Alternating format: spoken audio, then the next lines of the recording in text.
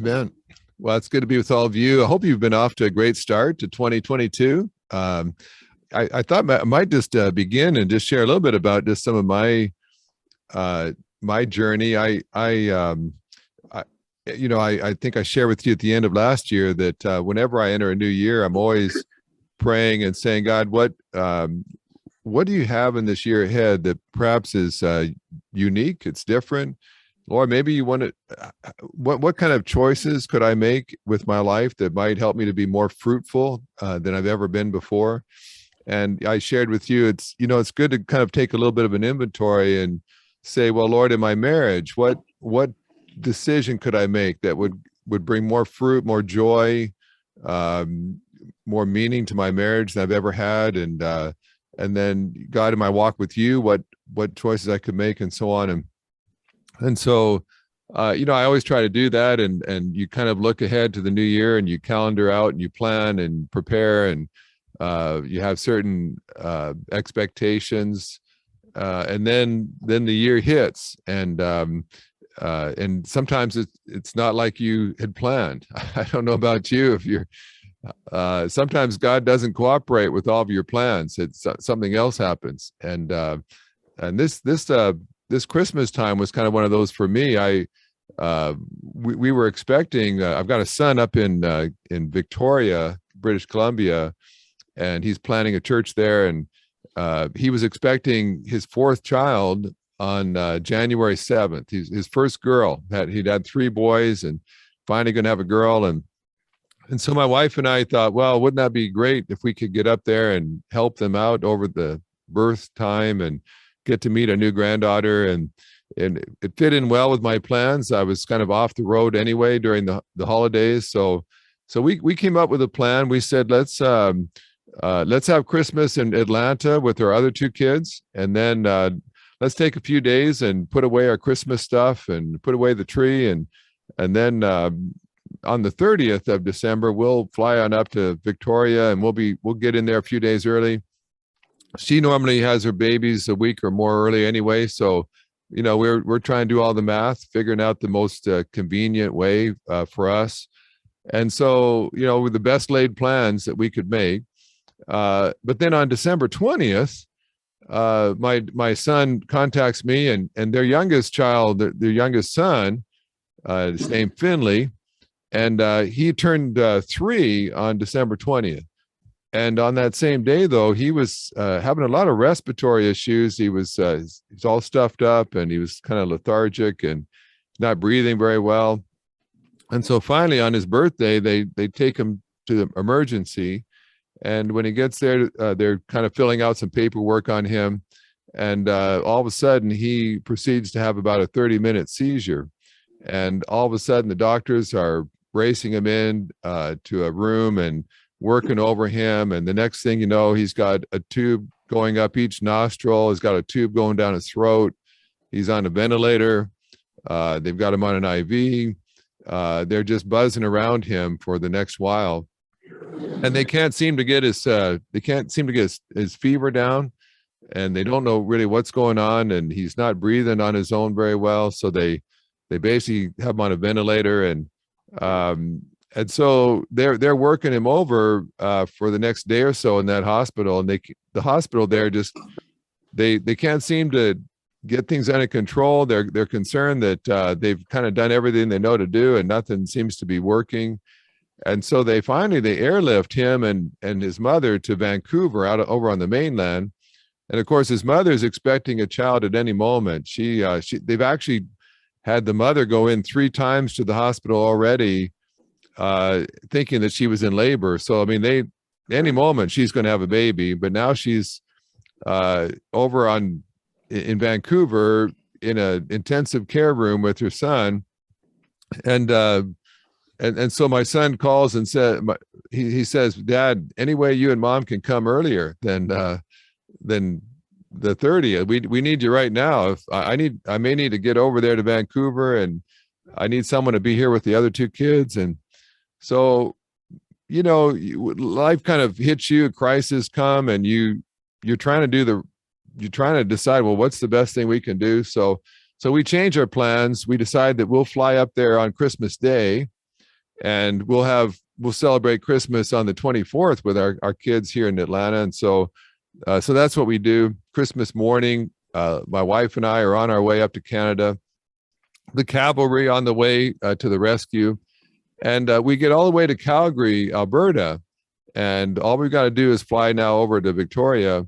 And my son back in Atlanta that lives across the street from us, he calls me and he says, Dad, I've got really bad news. He said, my wife and I, we both just tested positive for COVID.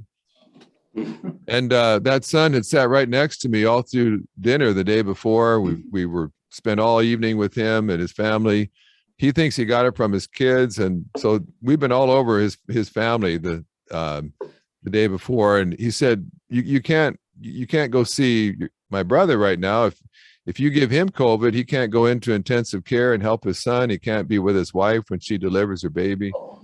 And so all of a sudden, instead of racing up there 5 days early, now we have to quarantine for 5 days.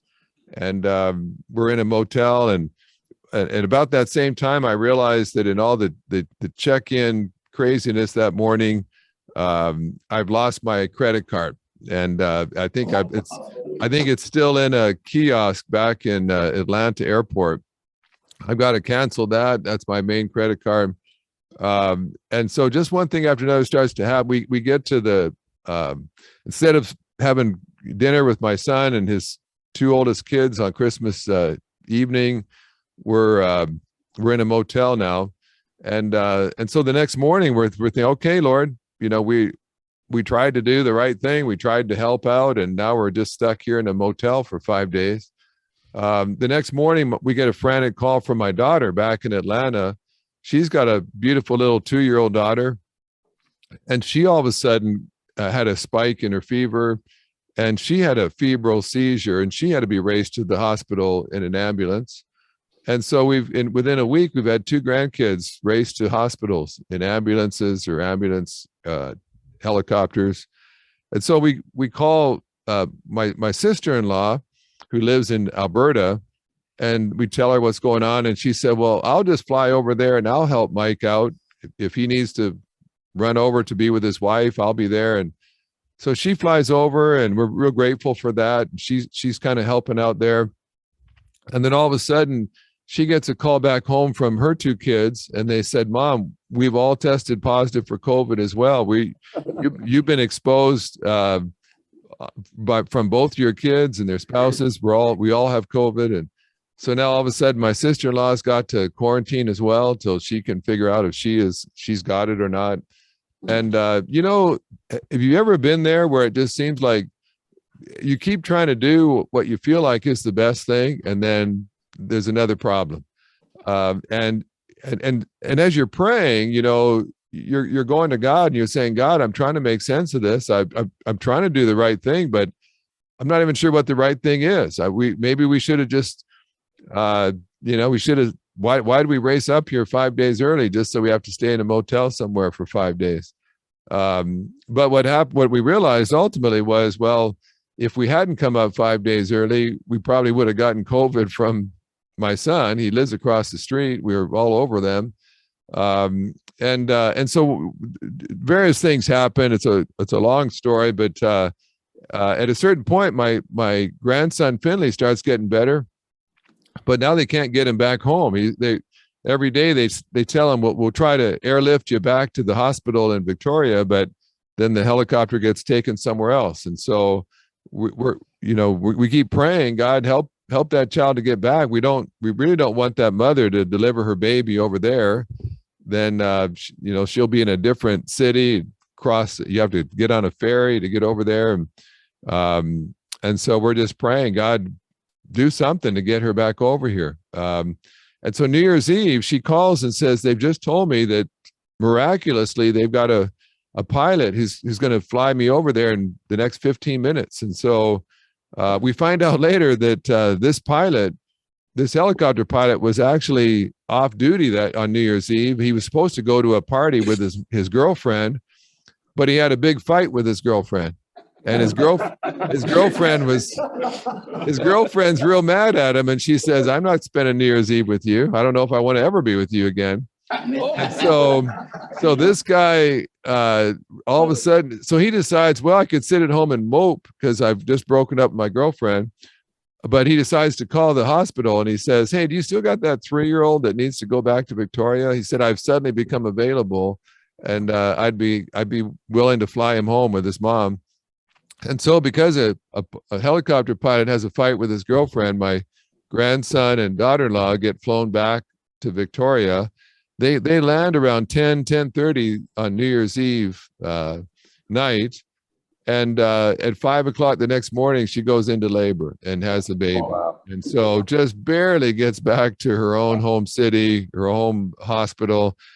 And so now the child his breathing's getting better, but the only way that they could keep all those tubes on this 3-year-old and a ventilator on him is by basically putting him in a coma. And so he's been in a coma for 2 weeks.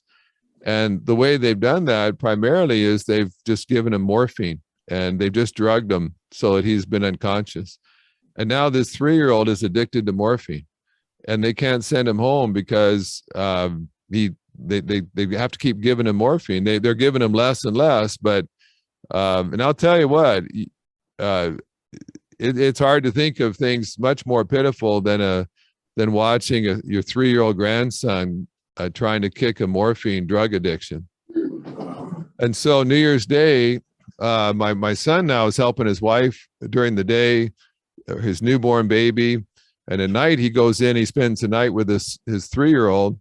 But during the day, he says to me and my wife, could we just spend the day with the 3-year-old while he gets over his morphine?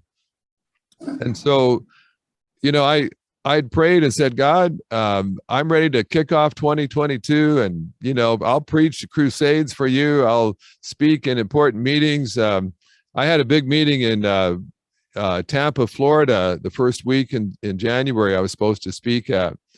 And so that's kind of how I thought I'd kick off the year. Well, my first meeting will be in Tampa in front of a bunch of folks. And instead, God said, no, you're going to start 2022 just holding on to your 3-year-old grandson while he trembles and shakes and cries because he's going through withdrawal. And to watch him an hour or so before his next morphine shot, as he's just agitated and emotional and he doesn't know what's going on, and just holding on to him. I'll tell you what, it was not the way that I planned on starting my new year. And then it's time for us to go. And I got to get home because the next day I've got to head out to Tampa and preach at this meeting. And Victoria has one of the heaviest snowfalls they've had, and they cancel every flight leaving the island. And it's taken me almost 2 hours just to get through to Delta Airlines just to change my flight to the next day. Of course, you have to get a COVID test the day before you leave to come back in the States. I've already spent a couple $100 on a test, and now all the flights are canceled. So now I've got to find another place to get a test the next day. And the shorter the notice you have, the more you pay for those tests. So now we're paying about $200 a test. And then all the flights get canceled the next day again. And we're having to scramble again. But and ultimately, I couldn't get home in time to go to Tampa. I have to make a video and send it to them instead. And God just, in my mind, it's like, okay, God, I think the most important thing is for me to start the new year off well, preach at this big meeting in Tampa. And God says, no, what you really need to do to start the new year off well is just hold on to your drug addict grandson and help him kick his habit. And it was just a different way to start a year. And you probably all had those moments in your life that are confusing, and you're praying and you're seeking God, but you don't even really know what to pray. I mean, in your heart you want this kid to go home. And the one good thing about canceling Tampa was that I actually got to go to the hospital and bring that grandson home, and I carried him up to his mother, handed him to his mother as she wept that the child had been in the hospital for 17 days, most of it unconscious. And I got to be there to celebrate bringing him home. And he lives 2,800 miles away from me. I don't get to see him all the time. I don't know how much he'll even remember of that. He was sedated and and in a bad way. But at the lowest point in that little grandson's life, I got to be there with him. And, I think one thing that prayer does is it helps you to understand what matters and what doesn't matter. We think we know what matters. We think we know what's most important. And then you start praying and God says, no, you don't really know. Let me show you what matters. It's not what you thought.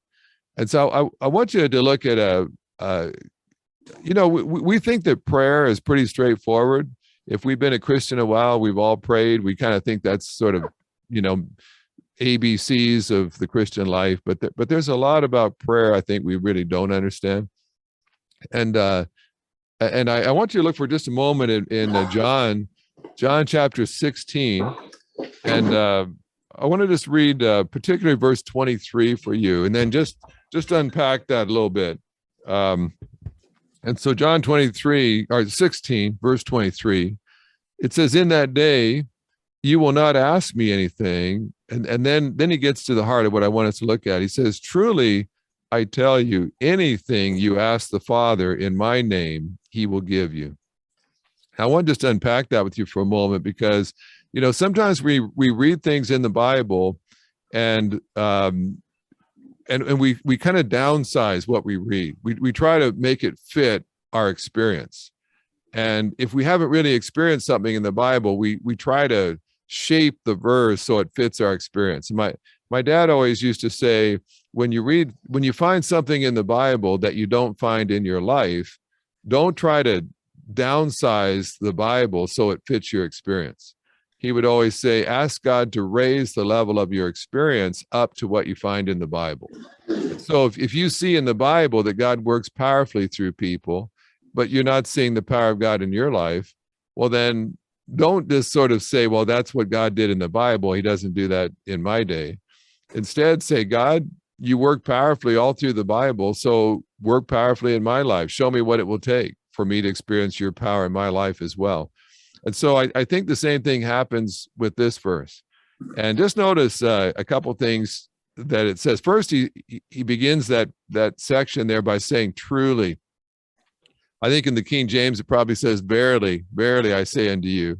But of course, anytime Jesus says anything, we need to lean in and listen carefully. But when Jesus says, truly, I say this to you, it's like Jesus is saying, hey, listen carefully here, because what I'm about to tell you, you're going to find really hard to believe. He's saying, I know this is going to be really hard for you to accept, but what I'm about to tell you is true. Truly, I'm telling you, this is the truth. As if Jesus would have to assure us. He just needs to speak, and we know we're hearing the truth. But sometimes he knows that what he's about to tell us is going to be really hard to believe. So he sort of prefaces it by saying, truly. And then he says, I tell you. He's not saying, truly, you've heard.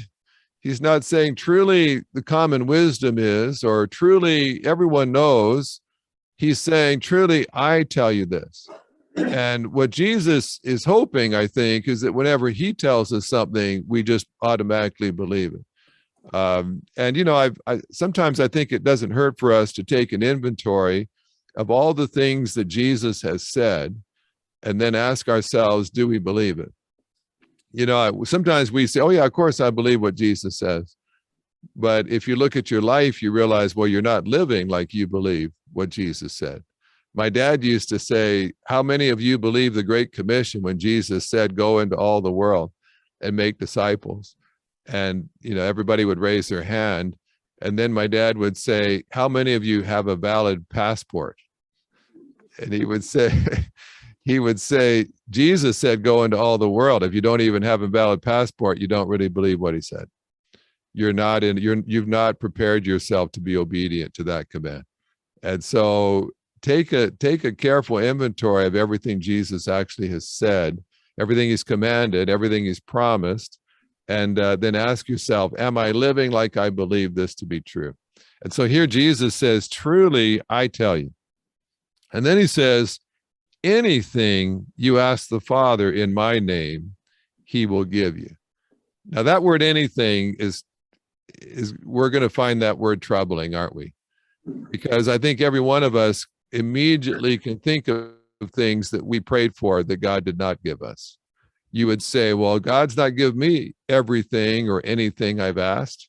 There's some things I've been praying for a long time, and God hasn't given me that.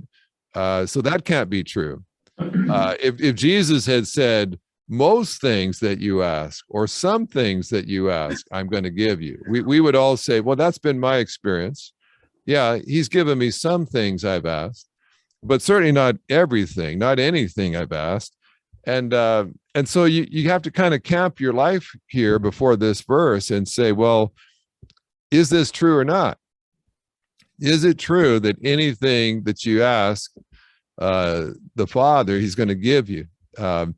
And I would challenge you to consider what the success rate has been of your prayers of late.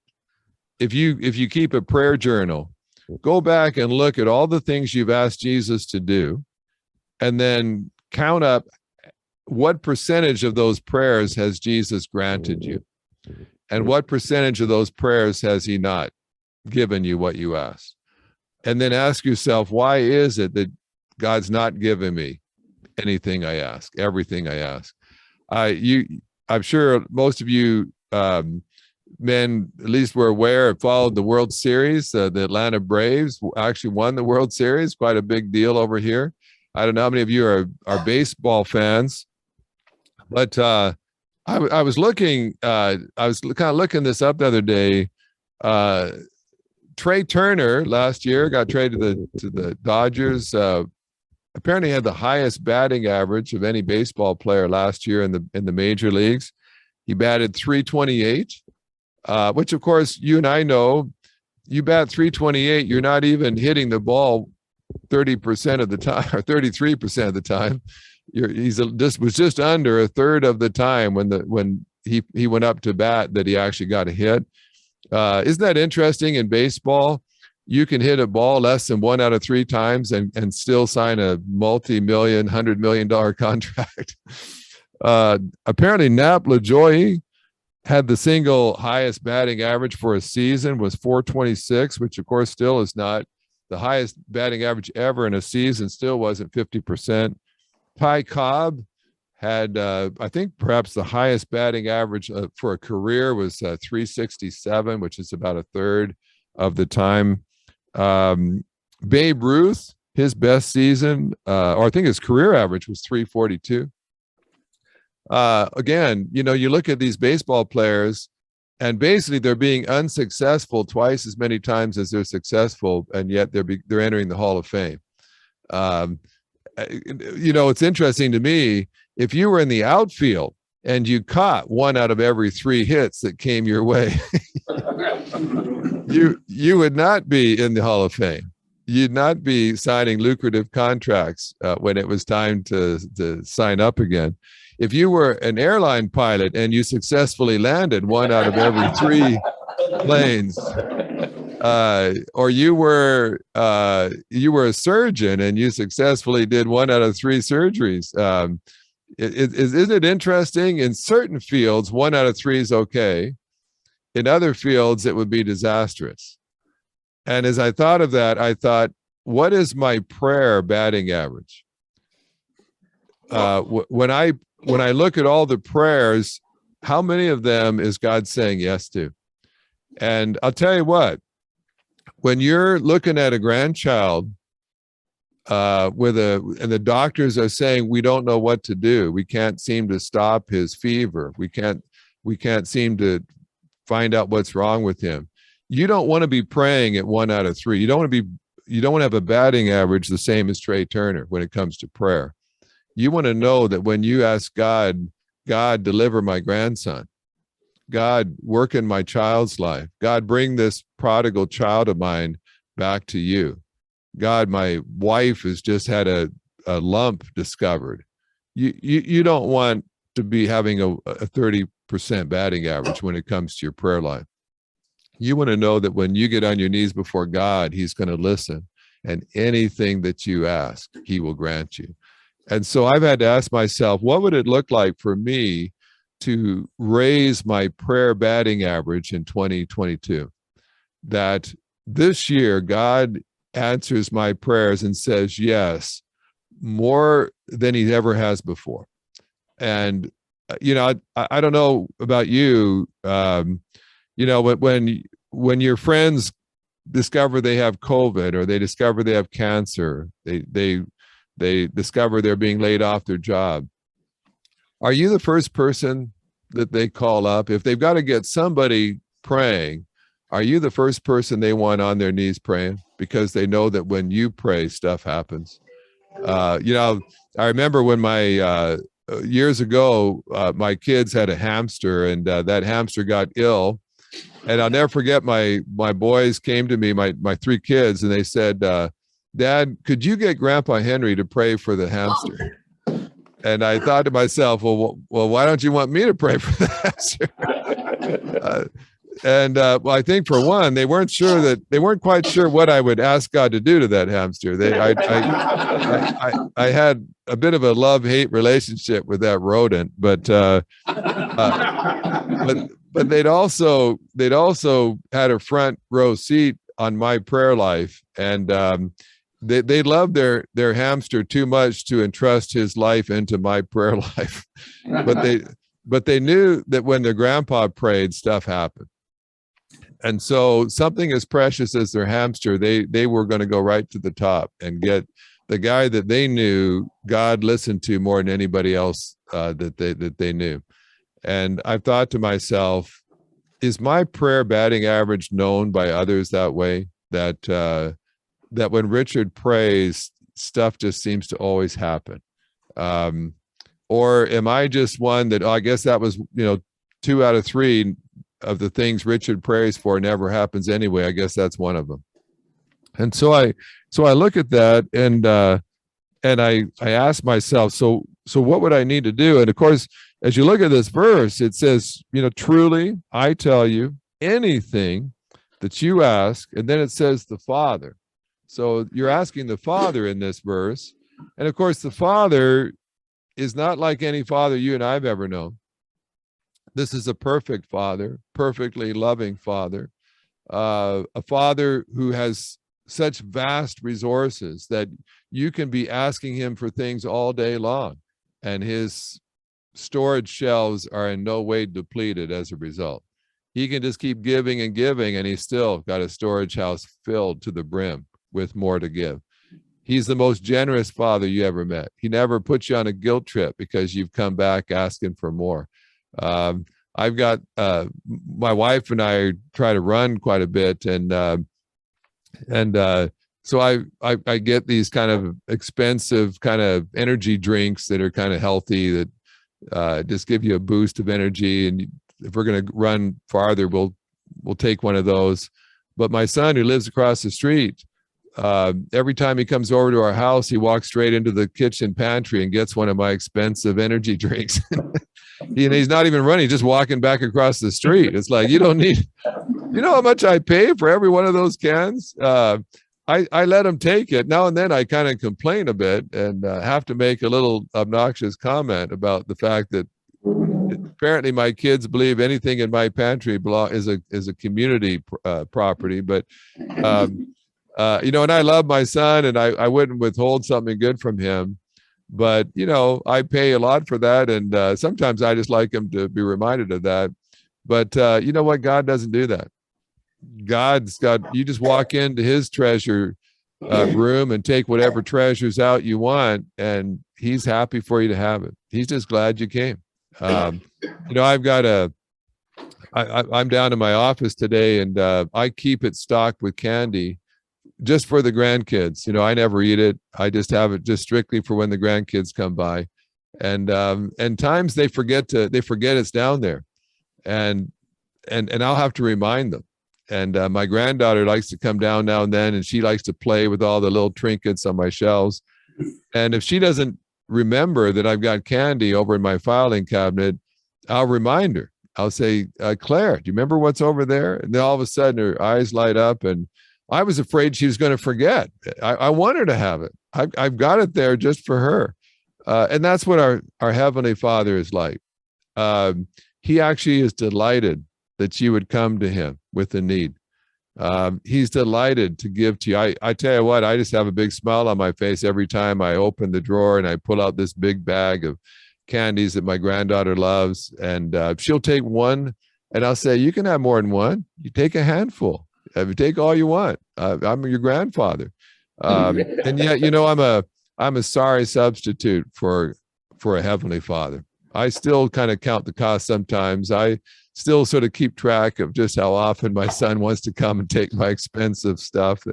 But God is not that way. And so Jesus is saying, anything you ask that Father, he'll give to you. But then, of course, you notice that one all-important qualifier. He says, anything you ask the Father in my name, he will give to you. And that's the crucial phrase right there in this whole verse. To be in Jesus' name means that it is according to Jesus' character.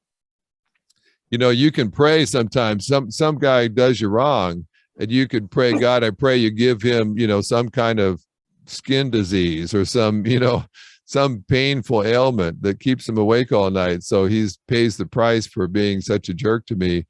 And anytime you pray something that's not in the character of God, the character of Jesus, the answer is going to be no.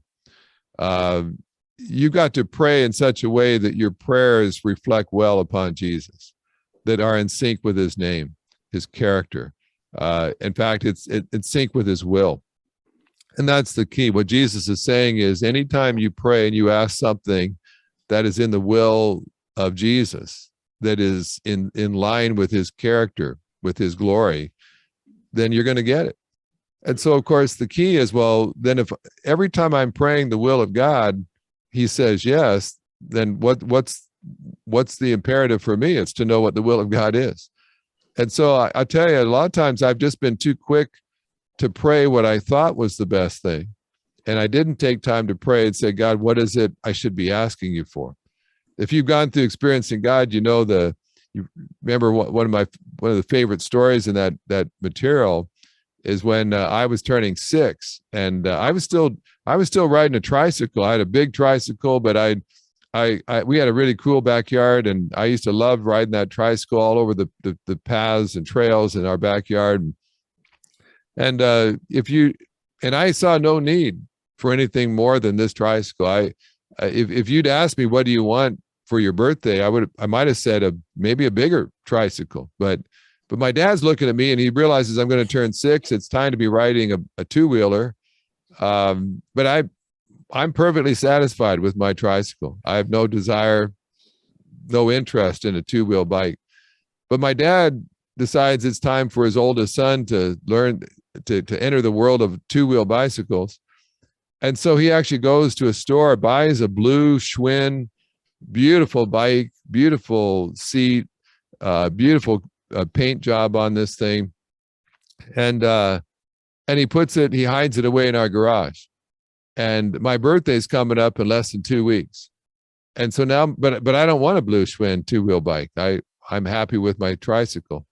And so what does my dad have to do? For the next 2 weeks, he's trying to convince me that I actually really would like a two-wheel bike.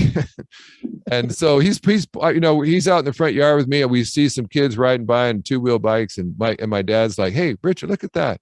Look how fast they go on those things. Look how they just glide down the street. Look at the places they could go. Have you ever thought what it'd be like for you to ride one of those? And at first it's like, well, I can't do that. I've never ridden one before, but you could learn. I could teach you, son. Just look at that. And son, what would be, if you were to have a bike like that, what would your favorite color be?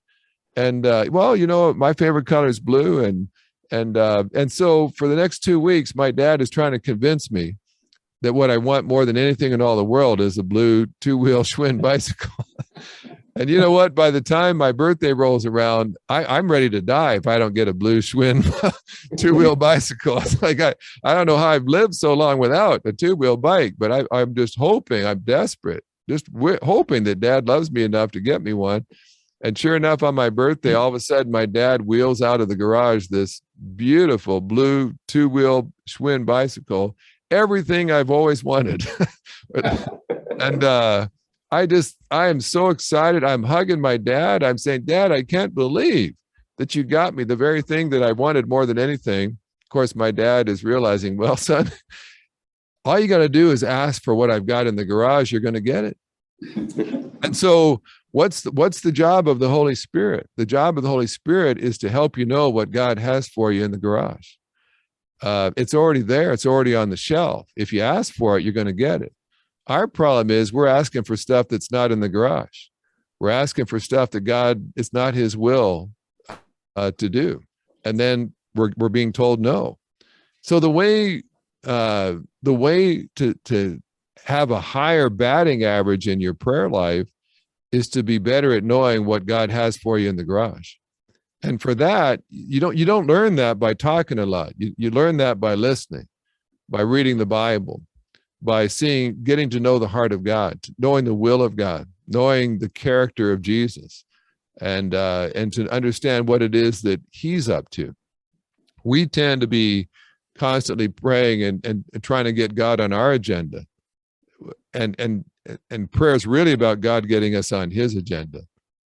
Prayer is the opportunity for God to take what's on his heart and place it on our heart, so that now we're asking God to do the very thing that's on his heart to do. And when you do that, you'll discover that every time you pray, God is delighted to say yes.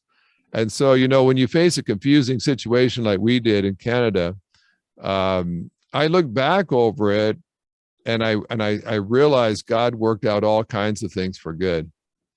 But I wasn't necessarily asking for those things. Because I thought I knew what would be best. And God's saying, no, that's not what's in the garage. You're just take time to let me put my heart over your heart and let you know what really matters here. And of course, one thing I find is when I'm really praying the way I should, I have a real clear sense of what matters and what doesn't matter. And as I prayed, God as I'm holding on to this 3-year-old going through drug withdrawal, and I'm praying and saying, God, just help my flights to hold tomorrow so I can get home and go speak in that meeting. God's saying that's not really what matters. You can make a video and send it, and they'll be just as blessed as if you'd been there. But you can't send a video to this 3-year-old. It's more important for you to be here holding on to him right now than to be on a platform somewhere. And so as you pray, what you thought really was the most important thing, God begins to realign and to help you get better perspective. And, some of you may have heard me share, I suppose when I learned this as much as any was years ago when my kids were all younger. I was traveling a lot. I remember one week I spoke in 3 different time zones, just speaking one place, moving on to the next time zone, preaching in a different place, a different meeting. And I'm kind of feeling guilty because I've been on the road a lot and my wife is home raising the kids, and I'm feeling guilty about that. And I'll tell you what, guilt is never a good motivator. Guilt tends, when you're doing stuff out of guilt, you tend to make mistakes. You tend to do the wrong things. And I'm feeling guilty. And I feel guilty because I haven't been home and been the dad I know I should be. And so when I do get home, I go straight into some trustee meetings at the seminary that I was leading. And so I'm home, but I'm just dashing out the door. And I know my wife's worn out. I know my wife has been holding the fort. And so I'm trying to figure out what's the best thing I can do, but I'm doing that out of guilt. And so at one point, I've got about a 2-hour window before my next meeting. And I'm thinking, well, I could spend time with some trustees. I could spend time with some donors. But I need to get home and I need to be a good dad. And so I'm going to get home and I'm trying to think to myself, what is the best thing I can do for my wife and my family? And I realize, these kids, we're sort of a good cop, bad cop kind of parenting duo. I'm the bad guy. I'm the guy that strikes fear into those kids and makes them behave. And my wife is the cruise ship entertainment director. And the bad cop's been out of town too much and the inmates have taken over the prison. It's time for me to get over there and straighten things out, make these kids obey their mother and do their chores. And so, but I know I've only got 2 hours at home. And so I've got to parent in a hurry. I don't know if you've ever tried to do that. You know, you're trying to make up for lost time. And so I should have been putting in days at home, but I've only got 2 hours. So I'm going to have to squeeze a lot of parenting into 2 hours. So I walk in the door, and right away I see a jacket just lying on the floor. And it's my oldest son, Mike. He's around 10 or so at the time, 10, 11. And his jacket just sitting on the floor. And I realized, well, no wonder my wife is exhausted all the time. Like, these kids walk in the door, just drop their clothes right in the floor. They, they don't even, I mean, there's a closet right there. I mean, empty hangers. So I thought to myself, well, this is a perfect opportunity for me to just straighten some things out right away here. And so I bellow out and yell for my son, Mike. I said, Mike, get down here. And I see the door open. I can see he's just looking at him. He's got an attitude. And in my household, I'm the only person allowed to have an attitude. So I just get all over him. And I said, Mike, what were you thinking? Just dropping your clothes on the floor here. I said, were you not aware that we've got a closet right here? And I opened it up and I said, look, this is what we call a hanger. Perhaps you've just not been taught how to use one of these before. But I said, your mother is not the household servant here. You don't just drop things on the floor and expect mom to come following behind and clean up. And so it's not a pleasant encounter we're having here. I mean, I haven't seen this son in the last 2 weeks, but I figure, well, if I make this experience bad enough for him, we should solve this problem first of all, and hopefully I strike fear into his younger two siblings so that they don't want to have to experience this, and they'll clean up. And so Mike hangs up his jacket, goes back upstairs without saying a word, closes the door. And I'm actually feeling pretty good. I've only been home 5 minutes. I've already addressed one of the major issues in our family at the time, this slobs of children that I have. And about that time, my wife comes around the corner, and I can just tell looking at her that she's troubled. She's got this troubled look on her face. And so I said, Lisa, what's wrong? And I know what she's going to say. She's going to say, Richard, I just can't keep up. These kids just keep making messes and they don't pick up after themselves. And I'm exhausted. And then I could proudly say, well, you shouldn't have to worry about that anymore. I've only been home 5 minutes. I've already addressed the primary problem here in our family. And I've still got a good hour and a half. What else can I fix around here? But that's not what my wife said. When I asked her what was wrong, she said, well, have you spoken to Mike yet? And I said, well, we spoke briefly just a minute ago. I said, what's going on? And then she told me. And basically, if I just kind of summarize what had happened, Mike had been going through one of the worst times in his life. He'd been dealing with bullies at school. And that very day had been the worst day he'd ever had in school. He's not a real emotional kid, but when my wife went to pick him up from school that day, he was standing on the corner just fighting the tears. He just desperately wanted to get away from that school. He'd been humiliated that day at school. And he felt like the biggest loser on the planet. And all he wanted to do was go home. When he got home, he just dropped everything on the floor, slunk upstairs, literally got into his bed, pulled the covers over his head. He just wanted to get away from the world. He didn't want his own family to see him. He felt he was so beaten up that day from what had happened. And that was the day that his dad decided, well, what's the best thing I can do for my family? What can I give my family? What do they need? What's their problem? Of course, I hadn't even been home for 2 weeks. I should have sat in my garage in the car and just cried out to God and said, God, I don't know what my family needs. I haven't even been around them. I haven't talked to them. I don't go to their school. I don't know what they're facing. God, who am I to think that I can just charge into my house and just automatically know what's best for my family? I haven't even talked to you about it yet.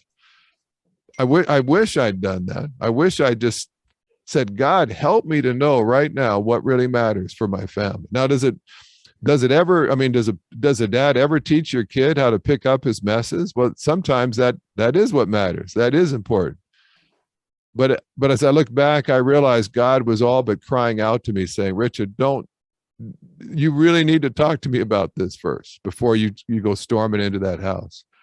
But I'm thinking to myself, like I'm a dad. I mean, how complicated is it to raise a 10-year-old boy? I mean, some things are pretty self-evident. And it's like, I don't need to pray about this. I mean, God put a brain in my head. I know how to raise a 10-year-old boy. And I came storming in the house and poured gasoline on a fire that was already burning in my son's life.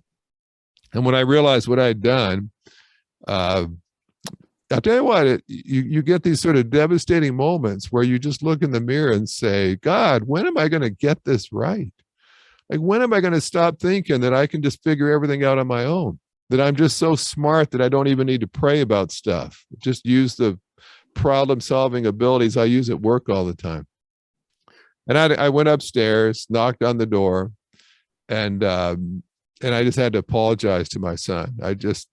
We both wept, and I just said, son, I'm just so sorry that on the worst day of your life, your dad was so out of touch with God and with you. Instead of giving you God's best, I gave you my worst. And, fortunately, kids are resilient. That's the same son that's planning a church in Canada now that I'd raced up and been loving on his son for. But I'll tell you, it makes me realize, my favorite verse in the Bible is Ephesians 3:20, where it says that Jesus is able to do exceedingly abundantly more than I could ever ask or even think to ask. And I think what that's saying is, hey, before you start praying, just understand something. God can do exceedingly more than what you're about to pray for. So why would you ask God for so little when he's wanting to give you so much? And I look back over what I prayed and I realized, a lot of the times the reason God said no to my prayers was that I was asking for so little. He had a treasure house there in the garage waiting for me, and I was asking for a few pennies. And God would say, you ought to know me better than that. I don't dole out pennies. I've got a treasure house. I give treasure. Ask me for treasure. That's what I've got in there for you. Don't ask for pennies. And oftentimes I've looked and I thought, God, how many times have I asked you for pennies for my family, for my friends, for my church, for my country? And you had treasure you wanted to give me. And so I especially as we look over the last year or two, I'm just going to guess that some of us, even in the last election, we prayed for certain people to be elected that didn't get elected. Or we had people we prayed, God, don't let them have COVID, and then they got COVID.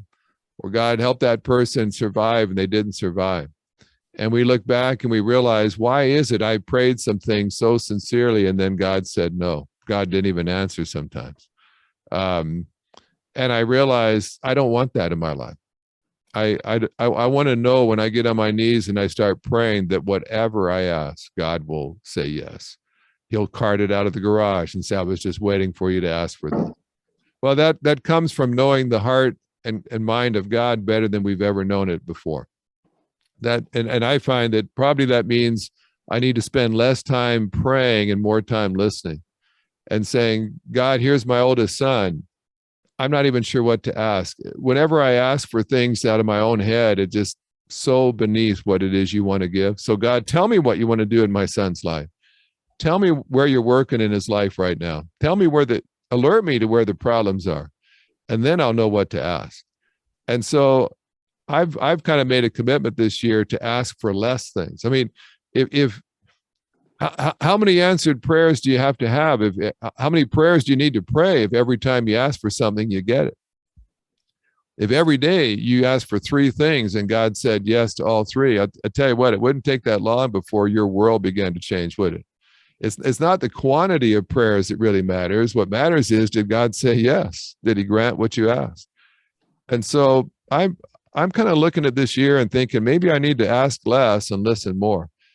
And then when I do ask something, God's happy to cart it out of the garage and say, I was just waiting for you to ask for this. And so let me stop there. Just got a few minutes here till the top of the hour. That's kind of a journey that I've been on. And I look back, I've been too content. I've been too willing just to make excuses for all the things I prayed for that I never received. And I've kind of treated it like, well, that's just kind of how the Christian life is. You ask for lots of stuff, you get some of it. And God is convicting me. Well, that's not necessarily what Jesus said. Jesus said, whatever you ask, anything you ask, when you ask it in my name, you will receive. I need to ask for more things in his name. And then maybe I've been just too content I just brush it off too often. Another prayer I prayed and I didn't get. And what I realized is when I've got a bunch of unanswered prayer or prayers where God said no, that's actually a reflection on how poorly I know the heart and mind of God. If I'd known God better, I would have asked for what he wanted to give. I didn't know God well enough. I didn't know his heart. I didn't know his mind. So I just kind of threw up any request, and then sure enough, I didn't get it. And so that kind of is a warning sign to me. If I'm not getting my prayers answered, maybe it's because I don't know him well enough. And so I'm not asking the right things. And so maybe this is a year to say, God, I want my prayer batting average to go up this year. And so help me to ask for things that you're pleased to say yes to, and help me to know what those things are. And help me to do whatever it takes so I know your heart and mind better than I ever have before. So let me stop there. Is there a question or a comment? This is kind of a challenging one because we tend to think that we just know how to pray, but then we don't hold ourselves accountable. We don't go back and say, well, if I'm as good of a prayer as I think I am, why do I have so many prayers that God has said no to? Am I really as good of a prayer as I thought I was? Or maybe I just throw up a bunch of stuff and hope a little bit of it comes back with a yes. So any comments or questions any of you have? Mike there? Yeah, he can hear you from there. Yes, Richard, can you hear me? Yeah.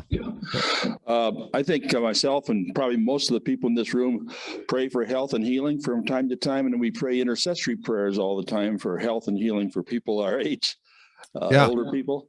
And the question would be, how important is it that we pray with expectation? Does it matter? Yeah, well, I would say it depends on what's giving you that expectation. Because if a lot of the TV evangelists they want you just to have faith in faith, right? If you just believe hard enough, he'll look and see how much you believe, and then he'll grant it. So just really expect that whatever you ask God to do, he's going to give you. But you're placing your faith in your own faith, right? You're on what you're doing. Now, if you've got confident expectation because you know what's on God's heart, there's times where God has made it really clear to me what he wanted to do. And so I prayed with confidence then. I mean, I prayed with expectation because I knew full well what God wanted to do. So I knew I could pray with confidence. So the question is, yeah, certainly when you pray with confidence, that's a great sign. But the question is, where are you getting your confidence from? Is it just because you just choose to be confident? Or is it because you know the heart and mind of God so well that you're confident what you're asking is what God wants to do? So that's a key. It's usually a good sign if you are praying with confidence, but I would always want to know, where do you get the confidence from? And if it's out of your walk with God, out of what you've heard God put on your heart, then I would say, yeah, that's the best way to pray with confidence. So yeah, it's a good question though. One of the things, Richard, that came to mind towards the end there was, I'm going to take a part of a verse out of context, but it says, seek ye first. Boy, we don't do that, do we? Yeah. And you're right. And again, if you've got if you got the important things in priority in your life, then God said, and all these other things will be added to you. And so I think that's a good word.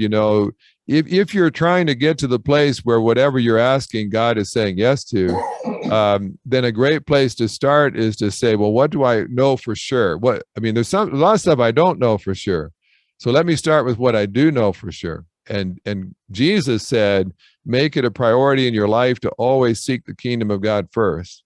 So if I do that, then he said everything else will be added in. So yeah, always start with what you know and be very faithful with that. And then that will help you in the areas that you don't know yet, the areas that aren't as clear.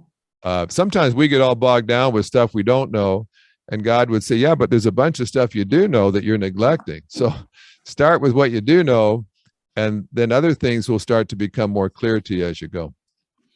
Yeah, good comment.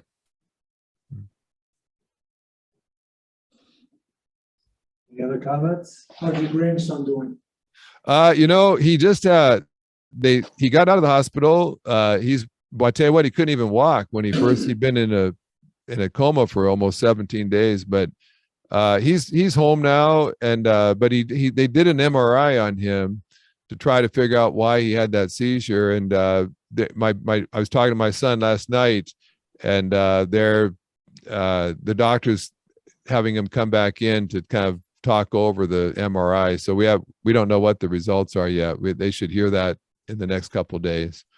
Hoping it's nothing. And my granddaughter, that was actually her third seizure that she's had.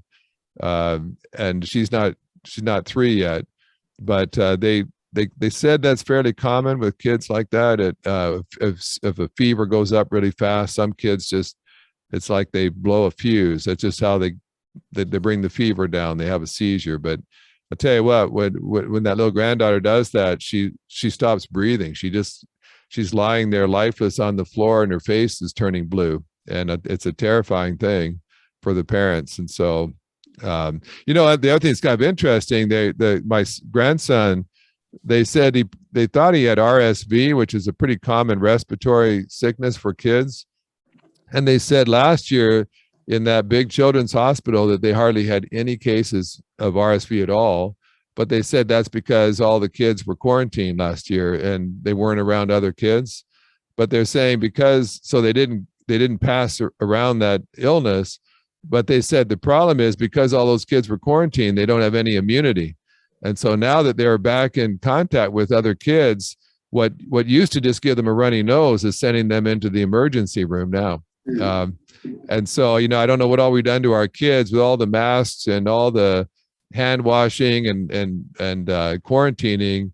Now when they come in contact with the germ, they've got no antibodies, they've got no defense system, and it's doing a lot more damage to them than it would normally do. It's kind of I don't think we've seen all the consequences yet of what COVID has done to especially the kids.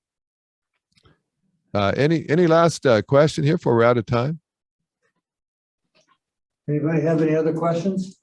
Well, Richard, again, thank you. We really appreciate it, and we'll look forward to seeing you next month. Thanks. I look forward to it. Hope you guys have a great 2022. Thank you. Thank you. Thanks. Thank you.